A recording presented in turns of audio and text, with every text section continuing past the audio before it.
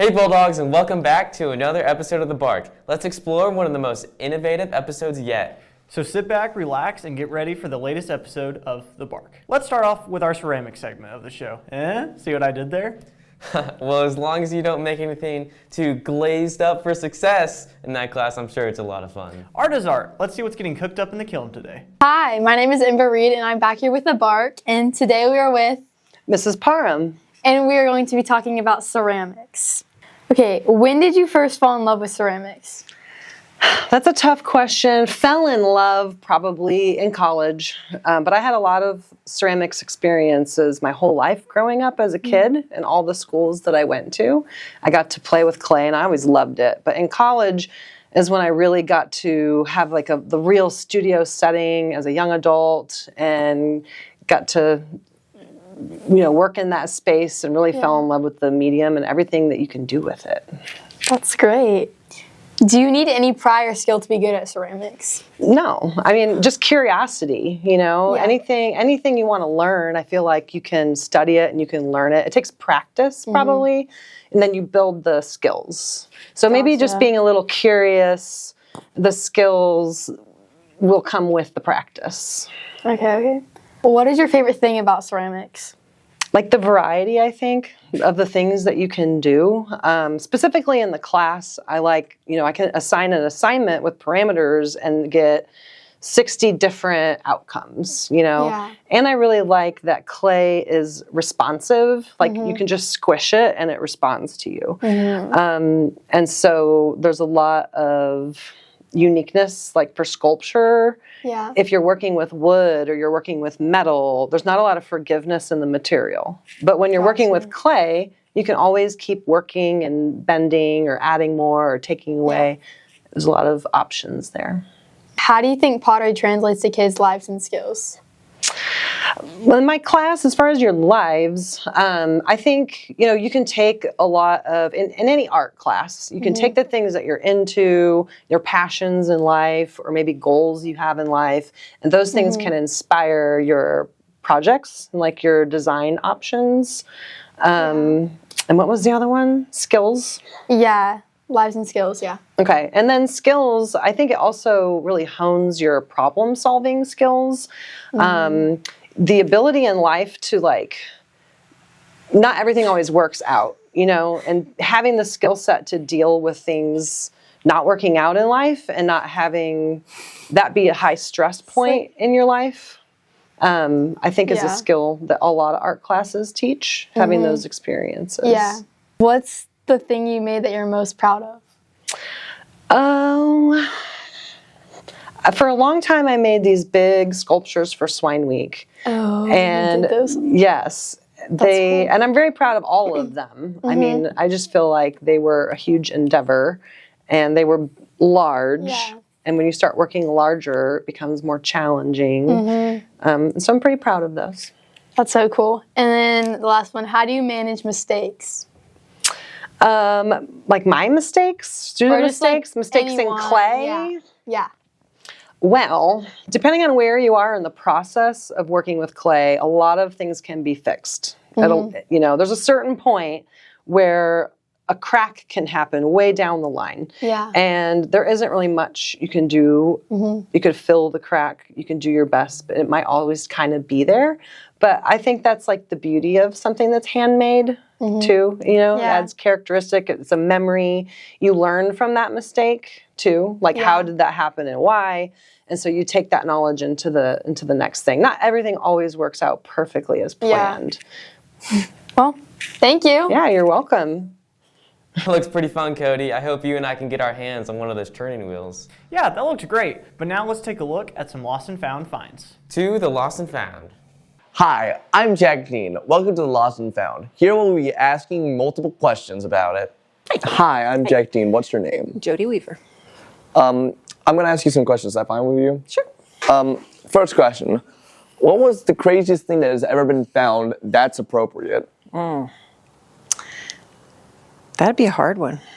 Nothing crazy jumps out at me, except that it's mind-numbing to me how many people lose programmable car keys and things that are hundreds of dollars to replace and never come look for them. I mean, he can look in our drawer and see how many programmable keys.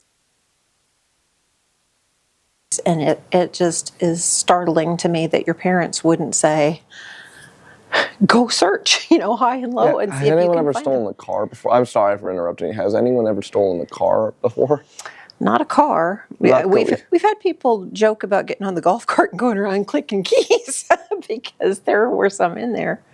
We've had incidents over years, but no keys nothing that I'm aware of has been stolen like that. But people joke about doing that. I don't think anybody would be dumb enough to do a larceny, but it makes you wonder. It's like, how did they go home? How did they get in their house when their whole ring of house keys is here? Our office gets valuable things for the most part. We get glasses and phones and iPods, and back when they had iPods, and AirPods and all kinds of things. Next question. What is your favorite story about returning something from the lost and found, if you have any? I think keys overall, just the relief that washes over people when you have searched high and low and it's going to cost you several $100s to, Wait, that's how much a key is? a programmable key, yes. You should do a little research. Just do a Google search when you're finishing your story about what it costs to replace a programmable key. If you lose not just your backup, like on an older car, you could use your spare key. You can use any of those kinds of keys. But on a current car that has a computer chip in your key fob, I don't have mine with me, if you lose the guts out of the key, it's a kill mechanism. It won't start your engine. So even if you have it, it won't start it. So if you have to order a new one, you have to have the code from the car. You have to go back to the car manufacturer or the dealership where you bought it and order it. It's usually several $100s to buy. So it's not a small thing. My students graduated maybe 10 years ago. Their backup key was a standard key that didn't have a memory chip in it. But new cars, almost all of what's on our lot now have a backup chip. So even and a lot of kids have the backup key to the car if the parents, if it's their hand-me-down car or their whatever, maybe it was their older brother or sisters, they might have the only key to the car. So when you lose your only key, it's a very big deal. Those are really satisfying when they actually find them and get to come in and they're like, oh, I've looked everywhere and I couldn't find my keys today. So talking about the thing, I searched it up. The average cost is $100 to $250. Depending on, for standard cars, and for some of them, depending on the make and model, it can be a lot more than that. If it's like a Tesla key, that's going to cost way more. Yeah. Well, and you don't think even some of the cars are push-button cars anymore, so they don't think about, you don't put a key in the ignition, so you're like, oh, well, it's not that big a deal if I lose it. But it is, because the memory chip is everything. No question. Just so that nothing like this happens anymore, where's the lost and found and how do you find it? If you lose keys, wallets, phones, AirPods, valuables, jewelry, credit cards, those kinds of items, smaller things, they almost always bring them here. If custodians find them in the building, keys, especially if they find them in the building when they're cleaning. If students bring them in, we leave them out on the counter or on the area up here for people to find for a few days, and then we put them into the drawer for storage, and they'll stay there the rest of that year. Okay, but where is here? Here is the attendance office. In the main hallway next to the library, and that is for all grades. And then for all grades, for lost and found, for clothing, backpacks, bigger items, that it goes to room 274 in the math hallway. Great. And so, by all means, if you are lost something and you are trying to locate it, please come check. We want you to get your stuff. At the end of the year, the clothing items and things that are left over are donated to a local charity for them to try to use. Some of the clothes we may put in our clothing closet or somewhere, but we try to find a good home for things.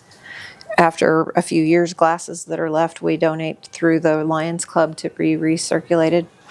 But honestly, we have a whole box of lost and found from the last several years that we don't want to throw them away. their keys. People out there, if you if you're missing something, come to the attendance office, like right now. For valuables. And come look and see. You can check in the drawer. You can look those places anytime. We want to help you get your things returned. Yeah, thanks for your time. Of course, thank you. Wow, some of those things in the lost and found looked pretty expensive. Yeah, Cody, I've heard some crazy stories of some items in that box. What's next? Next up, Connor, let's see how we're following our New Year's resolutions. Hey guys, I'm with the Bark. My name's Ember. What's your name? My name is Arion. Today we're going to be talking about New Year's resolutions. So, what was your New Year's resolution? To become a better barber. Nice. Have you stuck with that? Yeah. You cut people's hair? Yeah. Fire. Okay. What is your name? My name is Presley. What was your New Year's resolution? It was to go to the gym. Have you been sticking to it? Yes, actually. I got a gym Yay! membership. Yay! What's your name? Judge, What is your New Year's resolution? to continue taking Ozempic. Wait, have you done it? Have you kept doing it? Okay, good. Stuck to it. What is your name? Henry Firestone. What is your New Year's resolution? Better grades. Have you been sticking to that? No. Why? I get distracted easy. Okay. What's your name? Okay.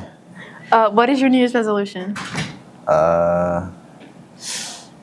Probably to pass my classes. Are you sticking to it? Yeah, definitely. Oh, good. What's your name? I'm Connor. What was your New Year's resolution? I want to learn how to juggle. Have you learned how to juggle? A little bit. I'm not quite there, but maybe eventually. Yeah. Okay. What is your name? Colby. What is your New Year's resolution? Get better at volleyball, I guess. Have you been doing that this year? Yep. Good. What's your name? JC. What is your New Year's resolution? To get better grades. Have you been sticking to that this Yes, year? I have 3 A's, you guys. Good. What's your name? My name is Darion. What's your New Year's resolution? Get closer to God, do better in school. Have you been sticking to that this year? Yeah, for sure. Okay, good. Thanks so much for watching episode 6 of The Bark. Make sure to subscribe and smash that like button. See you next time.